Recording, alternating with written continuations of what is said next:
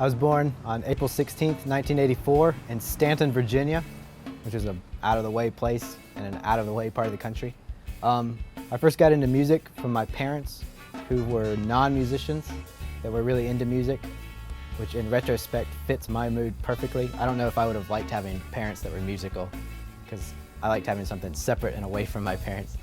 And every one of my peers that had musical parents, I just remember it was always kind of a drag. They would just nag about being pitchy and stuff. So my parents weren't musicians, but they were really into music. So I spent most of my life just being a music fan until I started playing around 12 or 13, like every suburban white kid. Yeah, I went to college at Charleston mostly because I thought it was near the beach, and it kind of near the beach, but it's still like 30 minutes away. So that was kind of a rope-a-dope. But I was there, and then it ended up being a pretty cool scene. It's a really small program, but the professors are all really cool, and you get to start playing right away. I started playing theater gigs at Dock Street Theater within like a month of being at school, and gigging 3 or 4 nights a week within the first semester. And then I graduated in '06 and hung around for a few more years. I played in a band called Quasi-Phonics with some of my good friends and classmates, and that was fun. We were kind of like an instrumental band. Fun fact, people don't like instrumental bands, and they by and large fail. And they definitely don't like them in towns that are mostly like kind of yuppie-esque college kids and their parents, who are either there to have an affair or hope to stumble into one. So they didn't really dig it, but we played, we did our thing. I wrote a lot of good songs. I learned a lot about how not to be a band leader. And then I kind of came back to Greenville dejected and met a bunch of weirdos. Just like moving to high school, like the first bunch of people you meet, like, oh, there's a reason you guys are outcasts. But then eventually you get into the cliques and you meet some cooler people. And then I started putting on some shows with Matt Cobbs, and he's fun to work with. I put on a White Album show last year, which was not very successful from like a musical point of view. You wouldn't want to listen to the live album, I'll put it that way. And then I put on another show that spring that was kind of objectively a failure. And then Ryan called me in April of last year to do a few shows. And that was when I finally really started playing with the, I guess the scene that I'd hoped I'd find for 3 years at that point. Yeah, that was fun. So I played my first gig with Ryan probably in early April. And then on May 30th, I think, of last year, 2014, I played the Hey Look Festival with the Lions of Zion, as they are still called. And in retrospect, I don't think about half the band knew who I was when I showed up. And now that I know Ryan, I just completely imagine him going, wild card, John Durham's playing with us. And everyone's just like, whatever. And then I played with him. But it was really fun, and Wes came over and showed me some of the songs, so I had some idea of what was going on. And then I was playing with Hootie, who's just like, I was like, where is the chord? You're too good. And he was just too good. It was hard to play with him because he's so good. I never find a root note. So I felt like a jackass. But everyone seemed to like it because they kept inviting me back. So I played throughout the year, and then I subbed for Daniel, and then I subbed for Wes on their instruments, which is guitar. And then eventually, I don't think I ever played a show for Hootie, but Hootie was still technically in the band when I recorded Fire Love, even though I guess that was also the beginning of the LOZ band. It gets really nebulous even when you're on the inside. But yeah, so I joined as a Lion last year, and I guess for a while we were a 6-piece. And Hootie and Daniel were always really cool to me, considering they never, I don't think, really knew who I was for a while. And then once they did, it was just like some other guy to split their pay with. And they were always really cool to me though, and that always meant a lot. And I think I can speak for Sam and Audrey. We're all appreciative of all the work they did, the years in the trenches they did, and the fact that they spent all the time and got sick of each other so that we have this like, such a good basis. And so, we'll never forget that.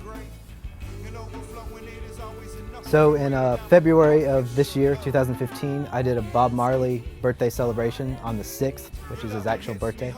And I just, like most of my shows at that point, I just put a badass band together and asked a bunch of people to sing, and it just kind of works out.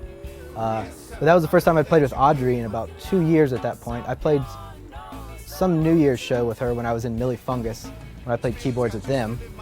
They were my first Greenville band. That was when they were the first legit players I really met. I played a show with her and Millie Fungus couple years ago, and then she went on one of her sojourns, which she is apt to do. And she came back, and I knew she was in town, and I needed a female vocalist, and I knew she was crazy awesome. And so she did that, and then just because I intentionally made the LOZ band the core of that show, it was just an easy transition to have her start singing on the Fire Love EP as we recorded that. And then when we booked our first show at the Chop Shop, she was just de facto in the band by that point, even so. Yeah, in a lot of ways, I guess the LOZ band is kind of an outgrowth of that Marley show, which kind of like kick-started what was left of Lions at that point. Because it was just after that Hootie and Daniel resigned. It feels like that was February. Yeah, and then so that was kind of the transition kind of happened during that show. Because that show was on February 6th, and then I guess just 12 days later, 8 days later, we played our first show as the LOZ band at the Chop Shop in Charlotte, North Carolina on Valentine's Day. But we have like this good combination of energy. So where they've laid the groundwork, we've learned the lessons, and we have the energy to do it. And case in point, the fact that our first show was a gig like the Chop Shop, which is like I've been in bands that haven't got to that level. And it's nice to just get a running start like that, for lack of a better term. It's nice to know your band has momentum.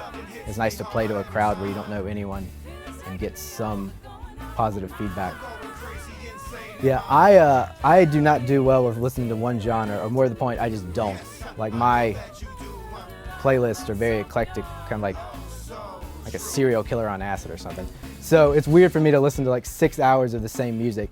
And so when I got home that night, I kind of felt like I knew some of the tropes of the genre, because we'd seen a lot of really good bands that wrote a lot of really good original songs. And so I went home that night and wrote a song called Light, threw some lyrics together and made a demo, and Wes, Audrey, and Josh brought it to life, really, because it was just words and a few chords until they did something with it. But that song came out of that first show. So yeah, I guess we wrote our first new song the same day as our first show. Yeah, for anyone who knows me, this is like, I find it interesting to be on such a positive album with such a positive band. I guess a lot of that comes from Beats and just his radiant, unceasing positivity, which is like a wellspring for all of us. But the album, yeah, to have no real concept, it was like half written before we were even a band, and then the other half was kind of just compiled, for lack of a better word. But it has a real cohesion. There's a real sense of optimism, of community, of acceptance. It's a positive album without having any overt themes, and it deals with weighty issues, but in a way that encourages you to keep going forward and to find strength in your peers and friends and family. So, it's fun to be a part of this band. It's fun to be a part of this album. It took me a long time. It took me a long time to learn what a good band could be, and then it took me a long time to find the components to make that. So, thank you all for putting up with me. Hey, in closing for John, I'm going to talk Fozzie J back on the tiny mic. This band is so good. We are so good.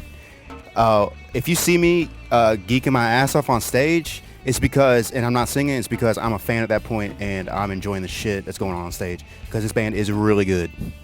Really good. All right. Oh, yeah.